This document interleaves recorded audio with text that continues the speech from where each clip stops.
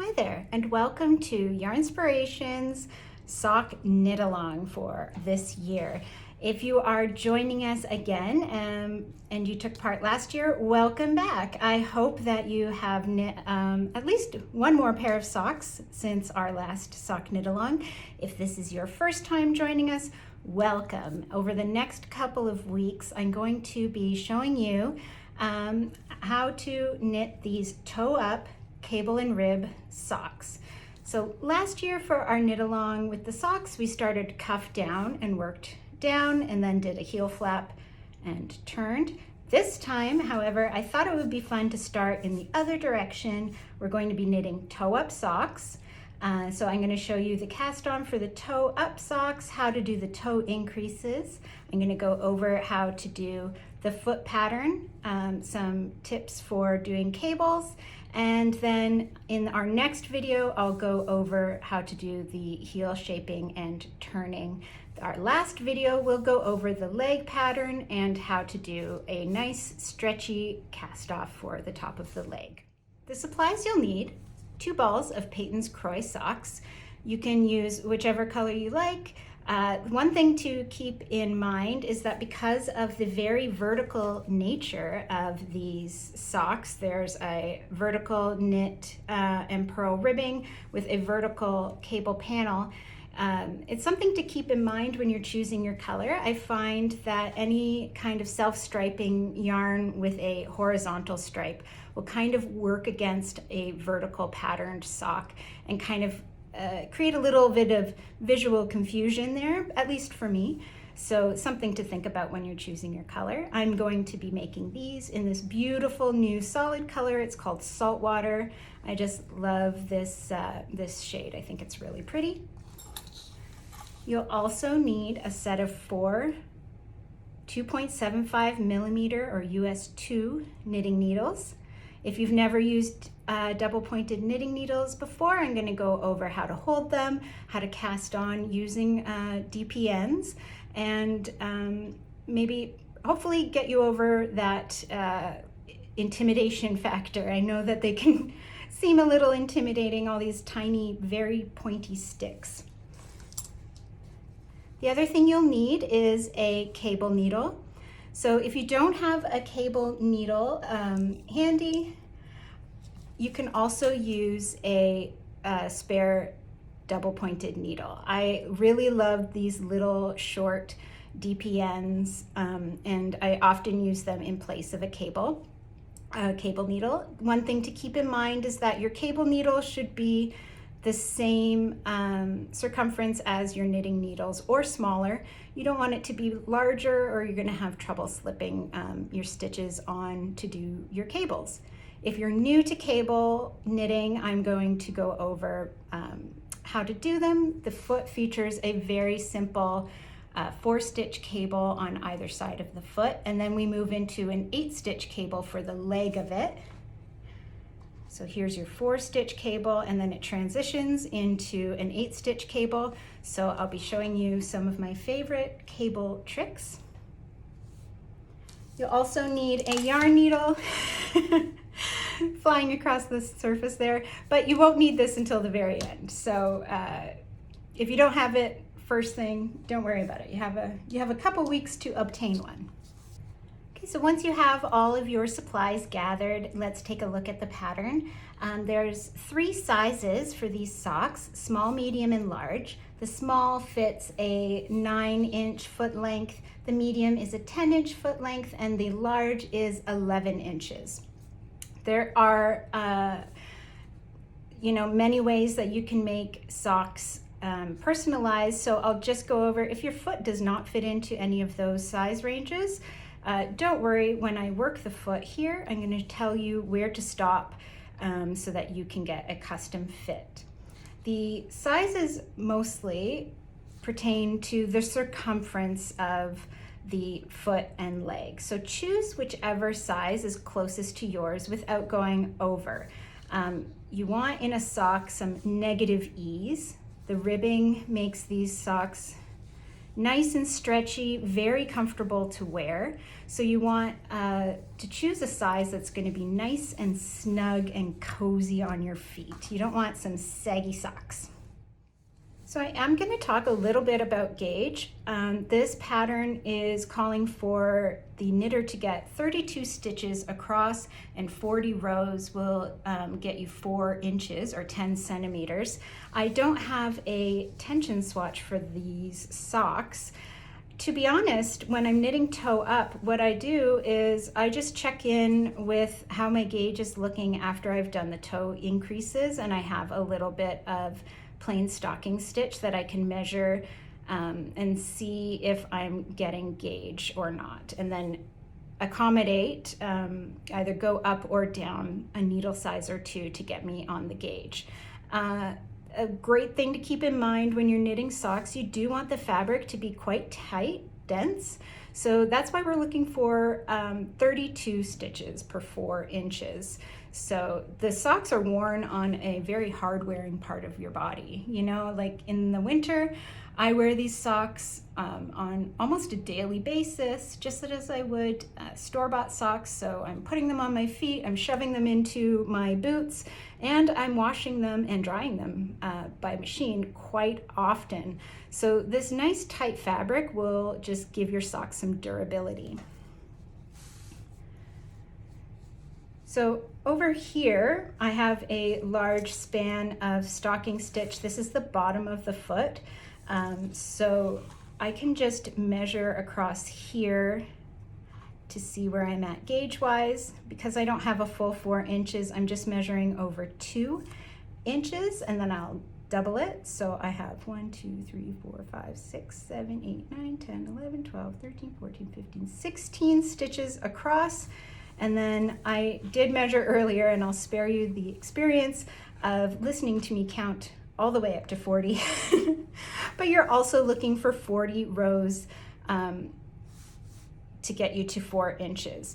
A lot of this sock is written to measurements, so if you are off a little bit on gauge, don't worry about it. As long as the fabric it's making fits the foot it's going to be worn on and is not too loose, you're gonna be great. So once you have gathered your supplies and you've chosen the size that you're going to be working on, it's time for the best part, casting on. It's my favorite part of any knitting project. So for toe-up socks, because you're starting at the toe, it's really preferable to have a cast on that's not going to create any kind of seam here. So for these socks, we're going to be using a technique that's called Judy's Magic Cast On. It is a wonderful technique. It's very easy.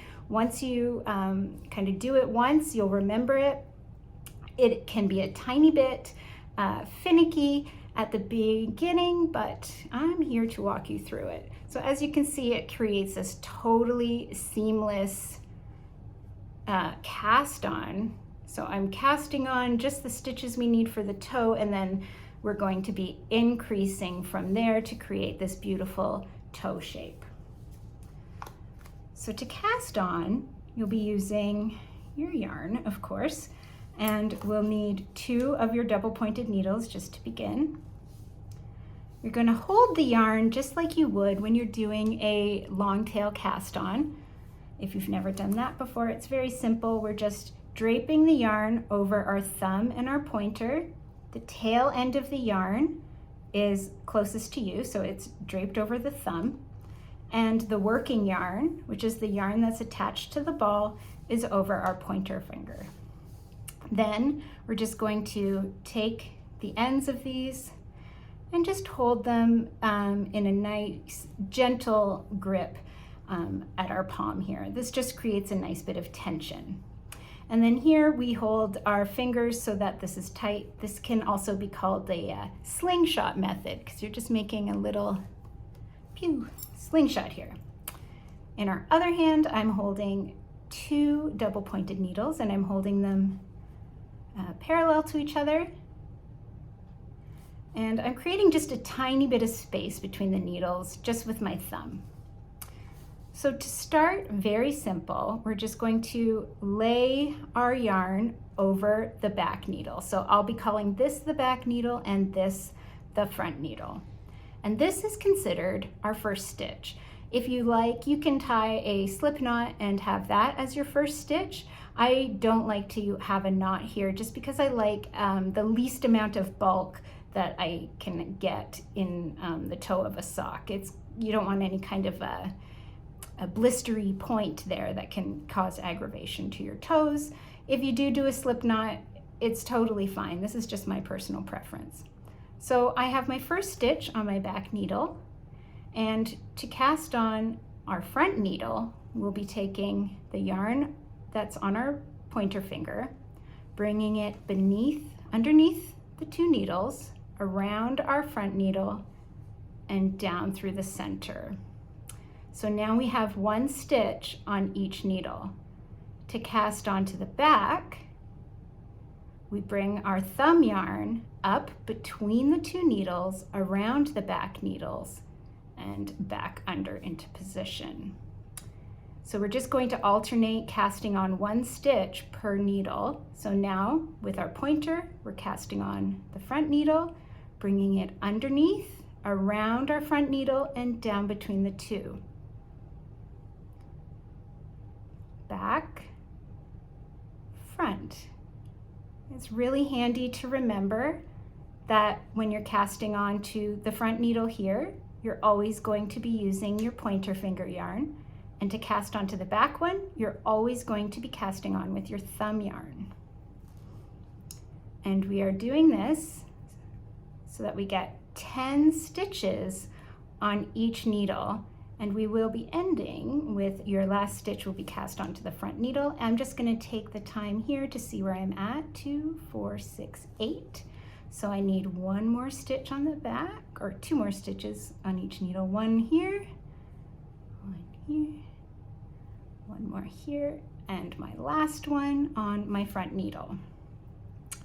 Now our first round is just kind of a setup round to make sure everything is in proper position. So what we're going to do to work our first round is rotate our needles. So now the front needle is on top, and from now on I'm going to refer to this as needle 1, or your first needle.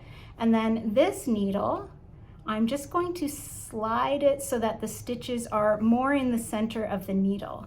We'll be working across these 10, so I don't want the stitches that are on this needle to be too close to the tip of it, because when we're working these, there's not much space there, and they won't be in danger of slipping off if I have them in the center of this needle.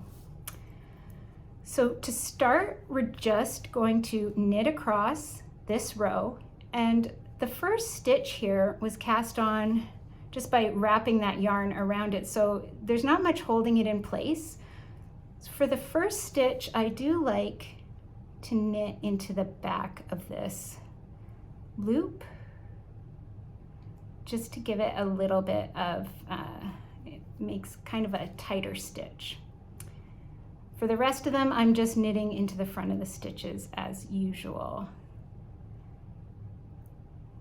I'm going to make a note here to mention that I do hold my yarn in my left hand, but I am just knitting across here. So if you hold your yarn differently, if you hold your needles differently, all I'm doing is just a knit stitch. Also, if you've never worked with double pointed needles before, I'm just holding that needle as I would normally, and this other needle with the stitches that I'm not working is just kind of down below in the back, and I'm just kind of holding it out of the way. Oops. Okay, so once I knit the 10 stitches on my first needle, I'm going to turn so that these stitches are ready to be worked. Okay, so I'm just going to knit across there, and again, just as I did before, I'm sliding these stitches to the center of my needle that I'm not working on, just to make sure that they do not slide off. And I'm just knitting across these 10. Your last stitch will be a little loose because it's the first stitch that we just draped over our needle. But you can easily tighten that up by giving your yarn tail just a little tug.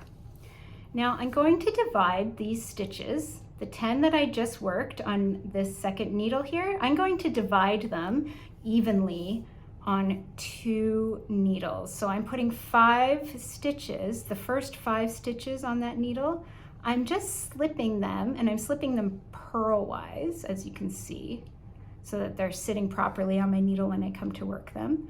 I'm slipping these first 5 here onto a double pointed needle. So now I have 10 stitches on my first needle, and I have 5 stitches each on my second and third needle, and I'm ready to start working in the round. So the toe increases are worked every other round. So our first round that we're going to work now, we're going to increase 2 stitches on either side of the toe. So this is the top of the sock. I'm going to be increasing on either side of the top of the toe, and then I'm going to mirror those increases on the bottom so that it creates this beautiful toe slope. And the increase rounds are then they're every other round, because after the increase round we'll be working a plain knit round. So I'm also, you may notice, I am not placing a stitch marker to indicate my beginning of round. Because I don't have much fabric worked yet and things are still very small and a little fiddly, I don't like to put in any extra ingredients, I call them. So I don't want to place a marker here because it's just going to get in the way at this point. But I do know that this needle that has the most stitches is needle 1, and it's the beginning of my round. So when I get to this needle that has all the stitches on it, I know that I have just worked around and this is the beginning. So to work an increase round, we knit 1. It looks nicest to have your increases worked just a stitch in, or a stitch in from the edge here. And also, I just caught myself holding my yarn tail, so always make sure that you have your working yarn in your hand, not the yarn tail. I do that more times than I can count. Okay, so I've worked the first stitch of my first needle, and then to make one, I'm just going to, you can see there's this horizontal bar laying between the stitch I just worked and the next stitch on my left-hand needle. And I'm just going to lift that loop up onto my left-hand needle by inserting the tip of my left-hand needle into it underneath from front to back, just like this. And then to work the stitch, I'm knitting into the back of it to twist and close that stitch up. If you knit into it without knitting in the back, that would create more of a yarn over, there'd be a large hole there. So then I'm just knitting to the last stitch of my first needle. Also, if you are new to double pointed needles, I am just holding the 2 needles that I'm working with normally, and then I have these last 2 needles just in the back out of my way here. So I've gotten to the last stitch of my first needle, and I'm going to increase again. I'm just inserting the tip of my left-hand needle in underneath that bar, and then I'm knitting into the back loop of it to create a new stitch, and then knitting my last one. And I'm going to turn my work so I can knit across my second needle. And so for the second and third needles, it's just a tiny bit different. We're going to knit 1. Oops. and then make a stitch here, just as you were doing before. And then knit to the end of this needle.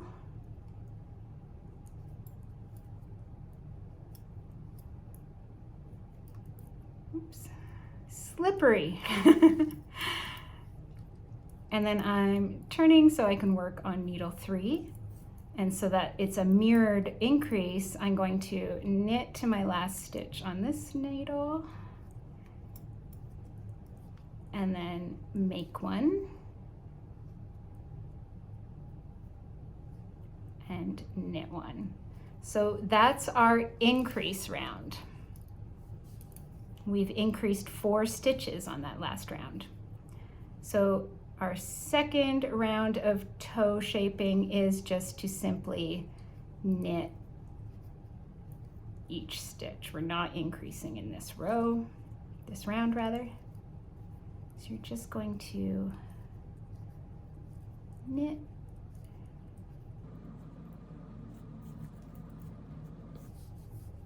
all the stitches in the round. Okay, so I've just worked my even round. And now you can see that we're growing our stitches out from where? Nowhere, it's magic. It's wonderful. So I'm just gonna show you another increase round, just to make sure we got the hang of it. I'm just pulling my yarn to make sure I have no knots coming up.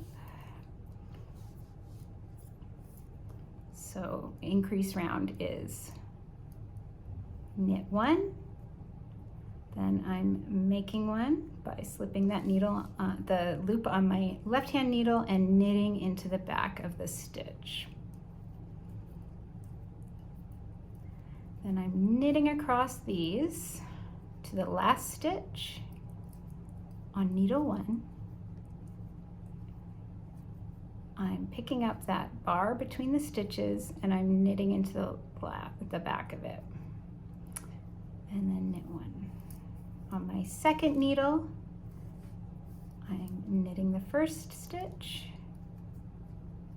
and then I'm lifting that bar up onto my left hand needle.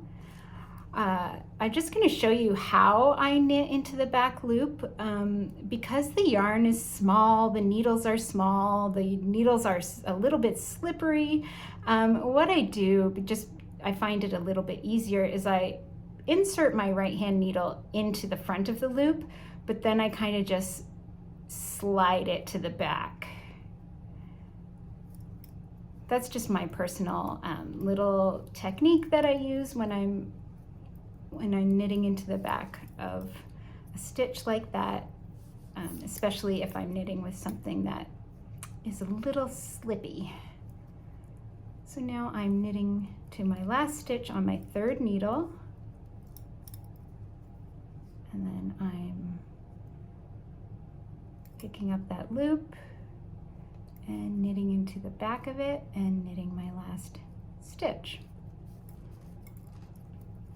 And then the next round is knit even.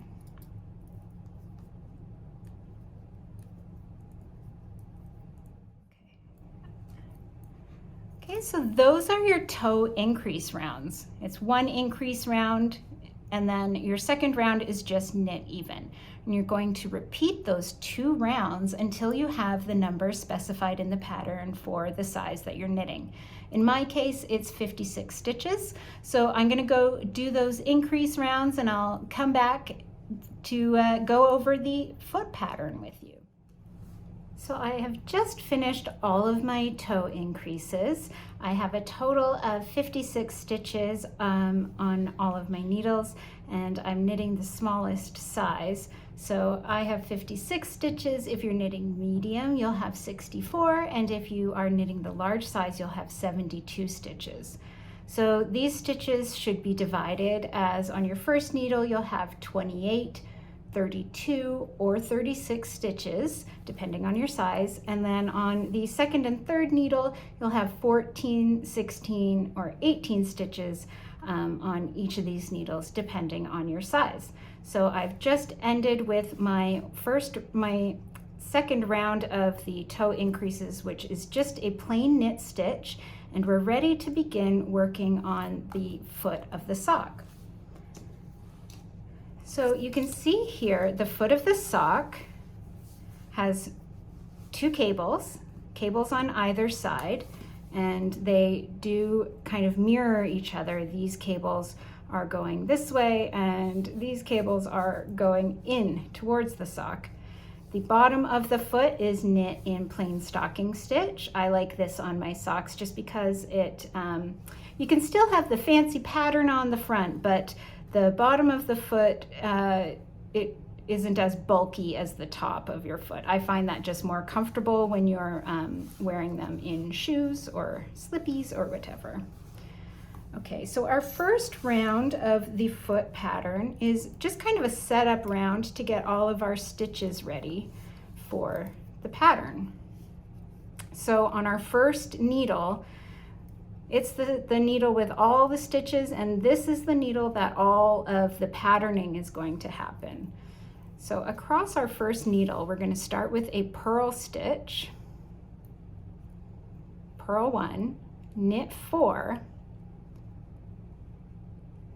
So these 4 knit stitches are going to be the stitches that we use for the cable panel. Then we're going to work in ribbing, which is just purl 2, knit 2. We're going to repeat that ribbing, purl 2, knit 2, until the last 7 stitches of this needle.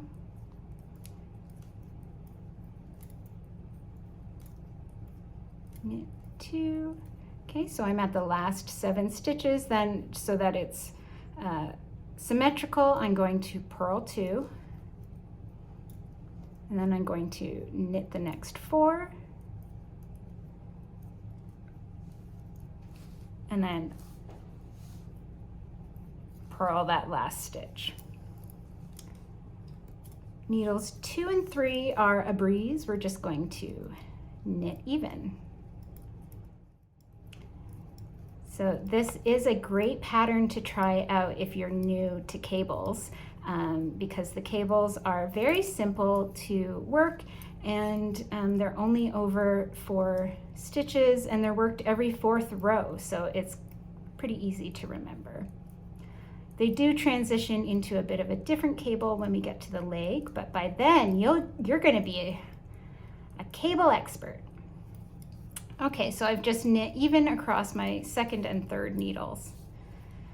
So now that that's our setup round, I like to call it the setup round because now from here on out, you'll know if you ever get to a purl stitch here on your needle, you purl it, and these knit stitches are always going to be knit, or in the case of these 4 knit stitches, worked into a cable, depending on the round that you're in the pattern. So our first round is a cable round. We're going to purl the first stitch, and then we're going to work a C4F.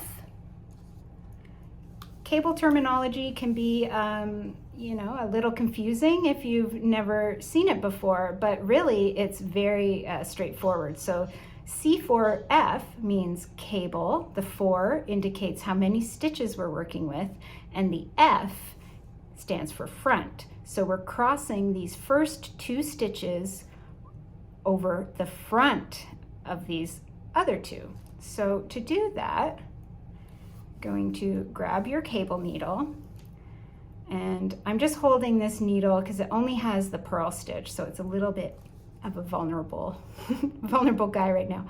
So I'm slipping the next 2 stitches on my left hand needle onto my cable needle, and I'm holding them at the front of my work, which is also very easy to remember because we're working a C4F.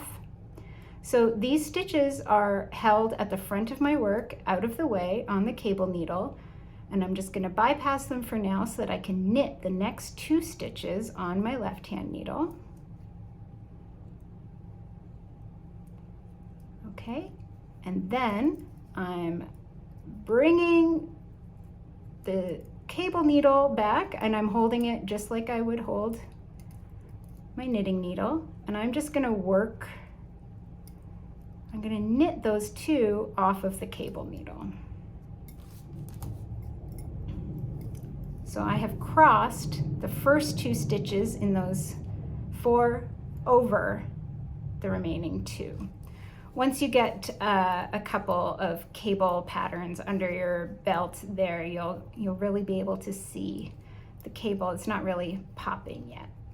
And then I'm going to knit and purl 2, knit 2. I'm just knitting the knit stitches and purling the purl stitches as they come across my needles to the last 5. Now, to make these symmetrical, on this side, we're going to be working a C4B. So we know that the C stands for cable, the 4 is how many stitches we're using, and the B, in this case, stands for back. So we are slipping the next 2 stitches on our needle, on our left-hand needle, onto the cable needle.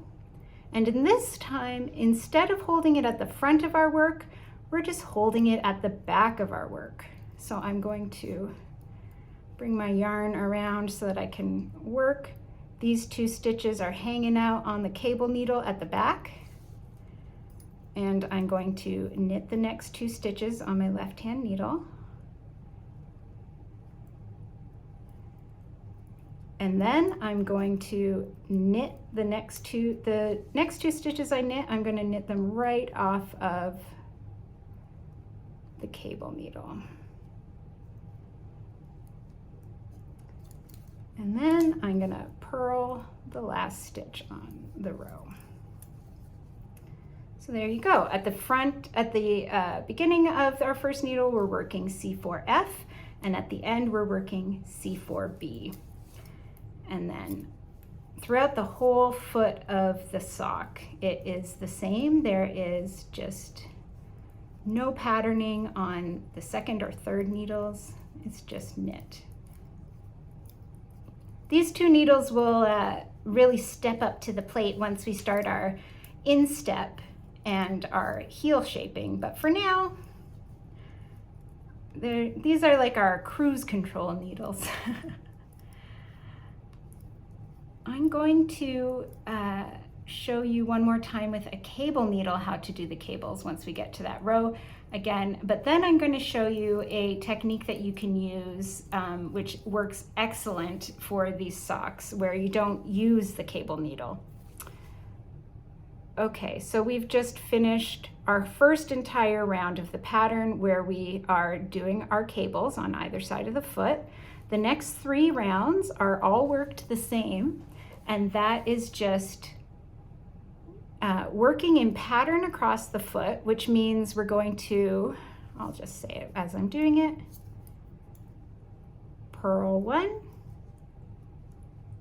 knit 4,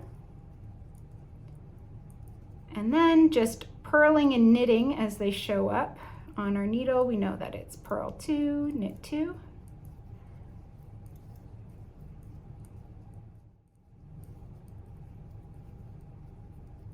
and then when I get to the last 5 here, it's knit 4.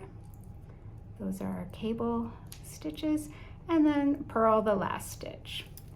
And then for needles 2 and 3, just knit. So that's row 2 of our cable and rib pattern for the foot. And so rows 2, 3, and 4 are the same. All 3 are worked the same. We're just knitting and purling on the top of our foot to keep the pattern, and then on the bottom of the foot, needles 2 and 3, it's just knit. And that's for 3 rounds. So I've just finished one full repeat of the 4-row repeat here. So I have my first round, which is where we did the cable, and then I've worked 3 rounds even, where I'm just knitting the knit stitches and purling the purl stitches on the top of the foot, and our other 2 needles are just knit flat, just knit even. So I thought that I'd come back here and just show once again how to do these cables with the cable needle. So it's purl the first stitch. On these next 4 stitches, we're doing a C4B. So I have my cable needle and I'm just going to slip the next 2 stitches on my left-hand needle onto my cable needle. And then because it's a front crossing cable, I'm going to keep these stitches on the cable needle at the front of my work and just knit the next 2 stitches on my left-hand needle. And then I'm bringing my cable needle back and I'm knitting the 2 stitches that are on there straight off the cable needle.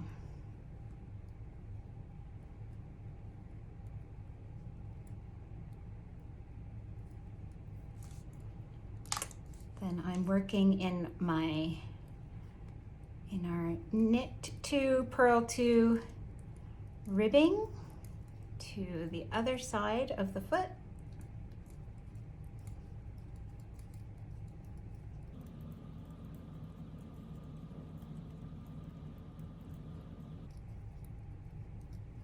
And then on the next 4 stitches, I'm going to do a C4B. So I'm grabbing my cable needle again.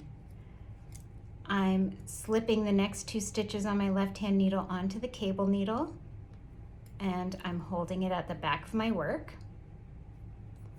And then I'm knitting the next 2 stitches on my left-hand needle. And then I'm bringing my cable needle back around and I'm knitting those 2 stitches.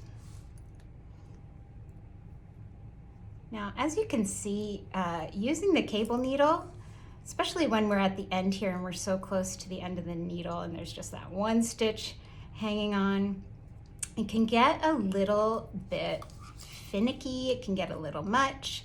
And if you are wondering, there's gotta be a better way, I'm here to tell you there is a better way. And I'm gonna show it to you on the next cable round. So first, I'm just gonna work my 3 rounds even, and then the next time I have to do a cable, I'm gonna pop back on and I'm gonna show you my absolute #1 favorite cable knitting trick. And it's gonna make things so much easier when we're working on these socks. So I'll come right back and show it to you. Okay, so I have just finished another one of my 4-round repeats, and so I'm ending on my 3rd round of just working even, and I'm about to start one of my cable rounds. So I thought that this would be a great time to come back and show you one of my very, very favorite knitting tricks that when I learned this, it was a real game changer for cables for me.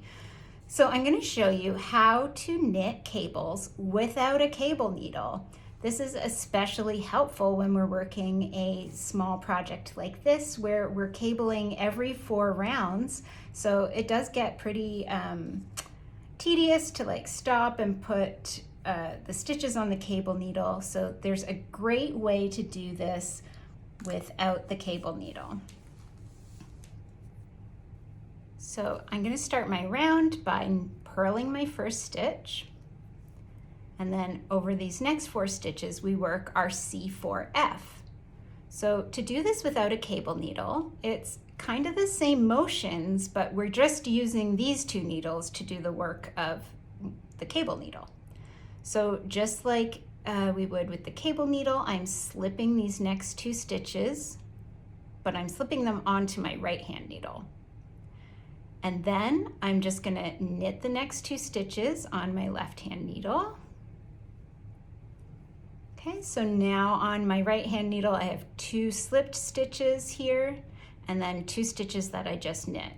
Now to cross these 2 slip stitches over, I'm going to insert the tip of my left-hand needle in through the front of those slipped stitches, And then I'm going to slide my right hand needle out of all 4 of those stitches. So now I have those 2 slip stitches on my left hand needle, and I'm going to slide these 2 knit stitches that we just knit onto my right hand needle. And then I'm going to just knit these 2 slipped stitches that are now on my left hand needle.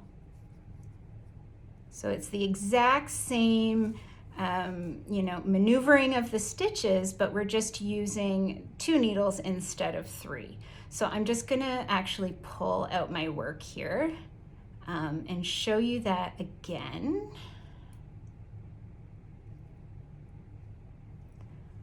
Okay, so without a cable needle, I'm slipping my next 2 stitches onto my right hand needle. This is twisted from when I pulled back. I'm knitting the next 2 stitches, and then I'm slipping my left hand needle into those slipped stitches at the front of my work, sliding my right hand needle out, and then reinserting it just into those 2 knit stitches that we just worked. And then I'm knitting the slipped stitches that are on my left hand needle. So that's how you do a front crossing cable without a cable needle. And I'm just gonna knit to the end of this needle so that I can show you how to do a back crossing cable without a cable needle. It's the same idea, but just with some differences. Okay, so with a cable needle, we would slip these next 2 stitches and hold them at the back of the work. So we're gonna treat our right hand needle just like the cable needle. I'm bringing my yarn to the front, and I'm slipping these next 2 stitches onto my right hand needle, and then I'm holding it at the back. So I'm bringing my yarn back in position to knit these next 2 stitches. Okay, and then just like we needed to get the slip stitches from our other cable that we just worked onto our needle, we have to get these slip stitches onto our left hand needle, but this time we're going to go to the back, insert the tip of the needle into those 2 slip stitches, slide the right hand needle out, and then reinsert it just into those 2 stitches that we knit, and then knit the slipped stitches from our left hand needle. I'll go over that again. Okay, so the crossing the back cable without a cable needle, I'm bringing my yarn to the front, slipping these next 2 stitches onto my right hand needle, bring my yarn back so I can knit the next 2. This guy got twisted around in the flurry. And then I'm turning my work so I can see the back here, and I'm inserting my left hand needle into those 2 stitches that I slipped, sliding my right hand needle out of all 4 of those, and then putting it back in, putting those 2 stitches that I knit onto my right hand needle, and then knitting those slip stitches from my left hand needle. So that is a great time-saving tip for when you're knitting cables at such a frequent interval. I use this all the time, and I just find it makes my knitting go so much smoother. You can really get into a rhythm. So that is basically it for the foot of the sock. So we cast on, we increased our toes, we started our cable and rib pattern. And so what you're going to do is work even in our cable and rib pattern until your foot of your sock measures 6, 6.5, or 7 inches from the tip of the toe to the row that you're working on. If you want to make a custom fit and you have the foot available to you that these socks will be worn on, just slide. You can try this on as you knit, which is another amazing thing that I love about toe-up socks. You can be trying this on after every round if you want to admire your work. But when you're making the foot, you want to stop about 2.5 inches from the back of your heel. So right where your foot starts to get wider, where the instep is, we're going to be doing increases in our next, in the next step. So for now, I want you to knit the length of your foot and stop here. And we will come back and we will tackle the gusset increases and turning the heel in our next video. I've had so much fun showing you my favorite tips and tricks for toe-up socks, and I can't wait to show you more exciting things in our next video.